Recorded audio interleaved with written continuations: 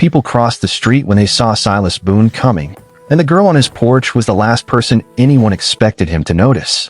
She was half dead with hunger, and he was the man everyone said had none. Silas Boone owned the largest ranch for 50 miles in any direction, a hard sprawl of land stitched together with barbed wire, dust, and fear. He was feared not because he shouted or threatened, but because he never needed to. His word ended arguments. His presence ended conversations. Men who crossed him didn't vanish, but they never quite recovered either. They walked away poorer, quieter, and careful not to meet his eyes again. No one knew much about where Silas came from. They said he'd ridden in alone one winter, bought land no one wanted, and turned it into something that fed half the county. They said he'd buried a wife. They said he'd buried more than that.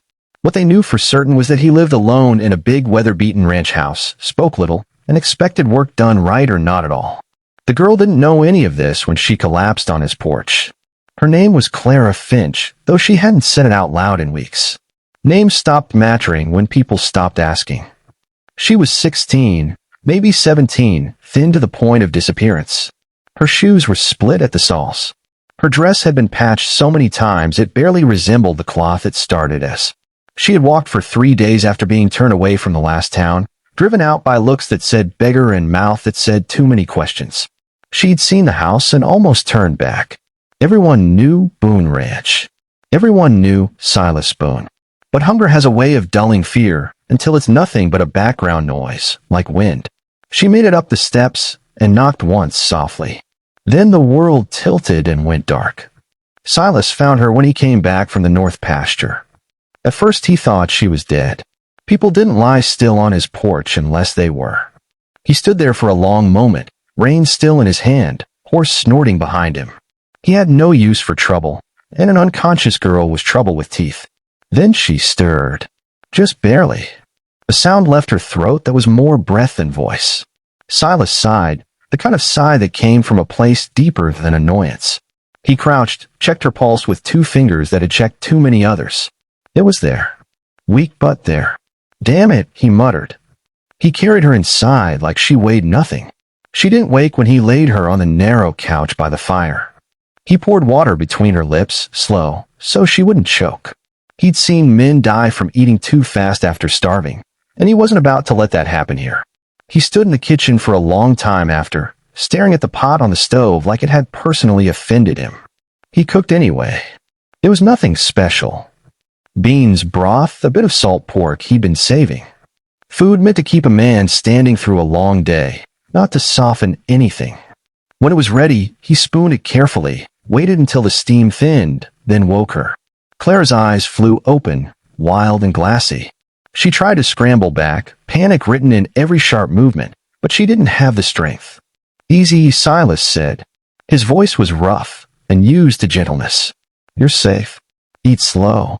She stared at the bowl like it might disappear if she blinked. Her hand shook when she took it. The first bite made her gasp. Not from pain, but from something else. Something that hurt worse. Tears slid down her cheeks and dropped into the broth. Silas looked away. He'd seen crying before. He just didn't know what to do with it. She ate slowly like he told her to, every bite an act of discipline.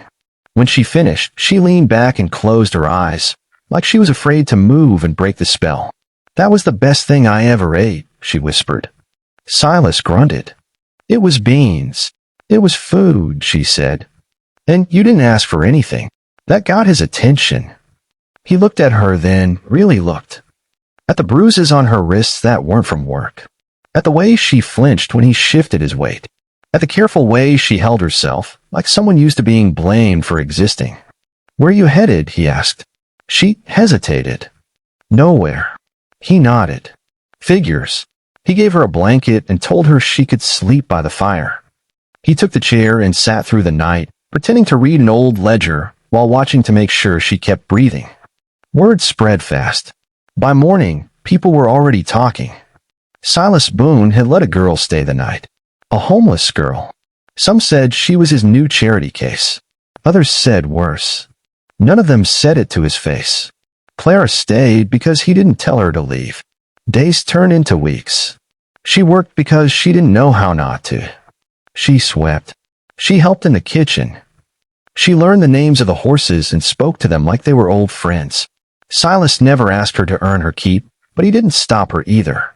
They settled into a quiet routine. Breakfast before dawn. Work that filled the hours. Supper eaten mostly in silence. Sometimes he told her stories about the land. Sometimes she told him nothing at all, and that was enough. One evening, a man from town rode up unannounced. He looked Clara over openly, his smile sharp. "You got yourself astray," the man said. "People are talking." Silas didn't raise his voice. He didn't need to. People talk too much. The man laughed. "Just making sure you know what you're getting into." Silas stepped closer. Close enough that the laughter died. "I know exactly." The man left shortly after. That night, Clara couldn't sleep. She sat at the table, hands wrapped around a mug that had gone cold. "They'll make trouble," she said quietly. Silas shrugged. "They always do." "I can go," she offered. The words cost her. "I don't want to be the reason." "You're not," he cut in.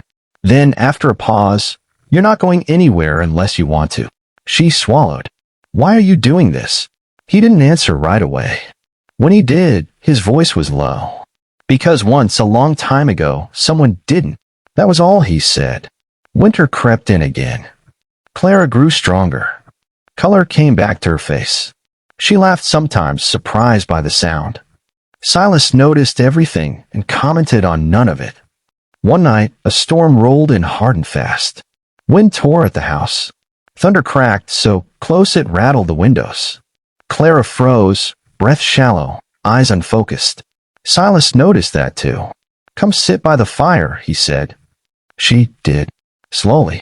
He handed her a blanket, then sat a careful distance away. The thunder came again, and she flinched. "Bad memories?" he asked. She nodded. "Men who get loud." He stared into the flames. "I won't." She believed him. That surprised her most of all. By spring, the ranch felt like home in a way Clara had never known. Not because it was perfect, but because it was steady. Because meals came at the same time every day. Because kindness here didn't come with conditions. The town eventually ran out of rumors. People noticed that Silas Boone was the same man he'd always been. Quiet, fair, hard. And the girl who lived with him grew into someone no one could quite look down on anymore. One afternoon, Silas handed Clara a folded paper and a small pouch of coins. "School in the next county," he said. "If you want it." She stared at it, stunned. "You let me go." He met her eyes. "I'd help you go." She cried then, openly, without shame. Not because she was leaving, but because for the first time in her life, staying or going was her choice. The meal that changed everything wasn't just beans and broth. It was proof that fear didn't have to be the end of the story.